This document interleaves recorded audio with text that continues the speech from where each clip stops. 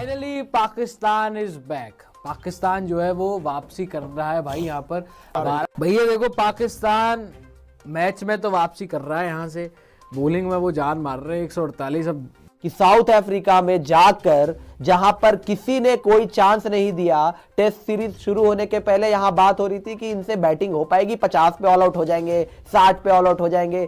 इन्होंने literally game बनाया है, और गेम बनाया भी नहीं है, इसमें पाकिस्तान पूरी तरीके से है, जिंदा है, अभी भी यहाँ पे जान मार रहा है। और क्या जब भी पाकिस्तान टीम का जीतने का मौका आता है तो बीच में अंपायर आ जाते हैं। आज अंपायरों ने तमाम हदें पार कर दी हैं। जैसे ही गलत फैसले दिए तो पाकिस्तानी कहां खामोश रह सकते हैं। कामरान गुलाम और अब्बास अफरीदी ने अंपायरों को भी ऐसी की तैसी कर दी और माँ बहन एक कर दी। मैच के दौरान ही गालियां देना शुरू कर दी हैं कि आप क्यों गलत फैसले दे रहे हैं। बैटिंग पर बाबर आजम का गलत आउट, उसके बाद बॉलिंग पर सिर्फ एक नहीं बल्कि 2 गलत फैसले दिए। जब रिव्यू मंगाया गया तो उस वक्त अब्बास अफरीदी ने कहा कि अब बताओ, थर्ड अंपायर ने आउट दिया, क्योंकि वो कैमरे में सब रिकॉर्ड था तो उनकी भी मजबूरी बन गई आउट देना।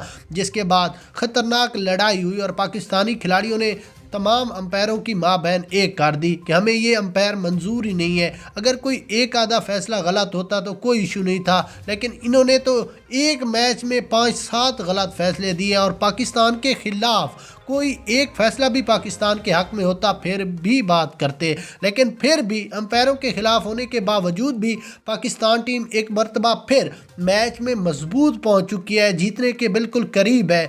अब कल इंशाल्लाह पाकिस्तान साउथ अफ्रीका की टीम को 121 रन नहीं बनाने देगी, उनको 121 रन चाहिए और पाकिस्तान उससे पहले इनकी पूरी टीम को आउट करके एक इबरतनाक शिकस्त देकर अंपायरों को बताएगा कि अब जितने गलत फैसले देने हैं वो दे दें। अब अंपायरों के बारे में आपकी क्या राय है कि उन्होंने सही दिए या गलत? अपनी राय दें।